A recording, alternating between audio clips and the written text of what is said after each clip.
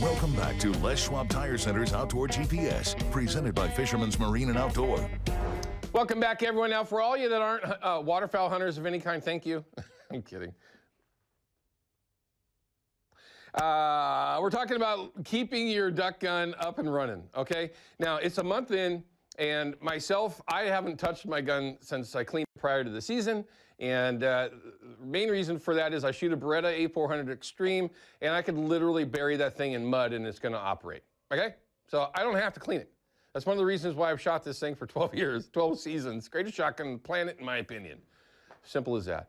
Every year, when I clean my shotgun prior to the season starting, I do not put any lube in it whatsoever. None, nada, zero. I don't put anything. I want a dry gun, okay? And some of you are gonna go, what the heck are you doing? It draws, dust will not collect. Nothing will get in there. If it gets in, it comes out, okay? Lubricant, no matter what kind it is, and I got my two favorite here, will hold dust, it'll hold dirt, stuff that'll get powder residue, will all kind of get caught up by this stuff, all right?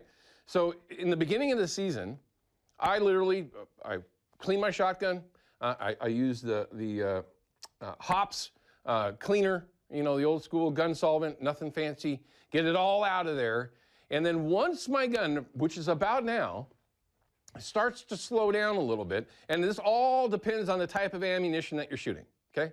If you're shooting a really dirty round, it's going to gum that gun up a lot faster, especially if you got a lot of lube in it. It's gonna catch all that unburnt powder, and things are gonna slow down even more. And then it becomes sticky, especially if it rains, okay?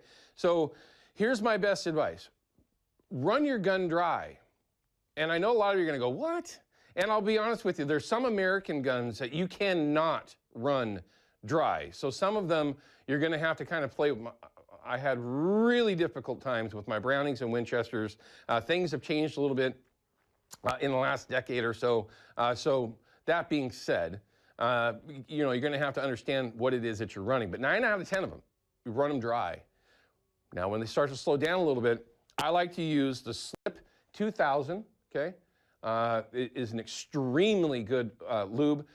Also, I love this Lucas stuff. We had them in the studio a handful of years ago, and this is the Extreme Duty gun oil. Now, these are made for very different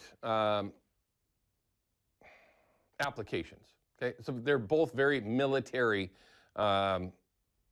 slanting, okay? So for a waterfowl gun, it works excellent, okay? All I'll do is I'll take a couple of drops on each side of the slide where the rail actually slides up and down. Doesn't matter, again, if it's a pump gun or if it's an autoloader, and just a couple of drops, and that's it. Don't overdo it.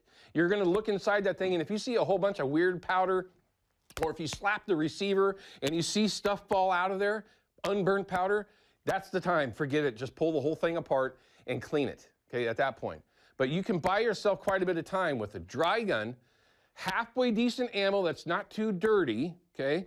And then just a few drops of it. I will probably be able to get to the middle part of December without having to pull my gun apart. That's how lazy I am with them. A400 Extreme, everyone. I'm just simply gonna put it to you that way. I own them all. Every one of them. And that's it. Anyway, so there you go. Start it out dry, lube it when it starts to get slow, when you just can't get past it. Don't overdo it with this stuff, okay? When it gets to that point where it's just really dirty in there, you just gotta pull it apart, move on, right? Take your time, get it cleaned up, and you'll get through the rest of the season. Okay, so, Heather Chevy Silverado Tech Tip of the Week. Why? What would make you fish a soft bead as opposed to a hard bead? Now we've got, we're gonna cut to a break, but here's how I'm gonna set this up.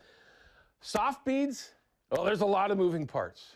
You got loops, you've got T-stops, you got bobber stops, you got sequin, you've got uni knots with tag ends, you got all this goofy stuff just to run a soft bead. Why would you do that? As opposed to a hard bead where you can just simply wrap it and you're done in like 5 seconds. Or even use a synthetic peg and you're done in 5 seconds. We'll talk about that when we come back from the break. Don't go anywhere.